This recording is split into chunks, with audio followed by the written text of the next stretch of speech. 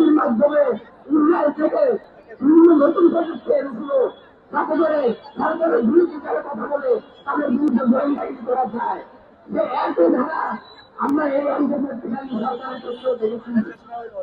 আমরা দেখলাম তারা ইসরায়েলকে আনলেন, সেই ইলন মাস্ক কিন্তু সরাসরি প্যালেস্টাইনের বিপক্ষে আর ইসরায়েলের পক্ষে সমর্থন দিয়ে যাচ্ছে। বন্ধুগণ, আজকে প্যালেস্টাইনের পক্ষে যদি কথা বলতে হয়, আমার প্রথম পৃথিবীর সকল সুস্থ মানুষের কথা বলতে হবে। আজকে পৃথিবীর সকল সুস্থ মানুষের জনপ্রিয়ত কণ্ঠস্বর হচ্ছে প্যালেস্টাইন। বন্ধুগণ, প্যালেস্টাইন কোনোভাবে ধর্মীয় ভাবে ব্যাখ্যা করে এটা মুক্তি আনা যাবে না। যদি প্যালেস্টাইন শুধুমাত্র ধর্মীয় কারণে ভর্তি থাকতো, তাহলে আরব দেশগুলো আজকে ঠিক থাকতো না। ওই ইয়েমেনে আজকে আমেরিকার মাধ্যমে আরব আজকে হামলা চালাতো না। আমরা যেটা দেখতে পাই, সেই সরাসরি সাম্রাজ্যবাদের একটা এক্সটেনশন।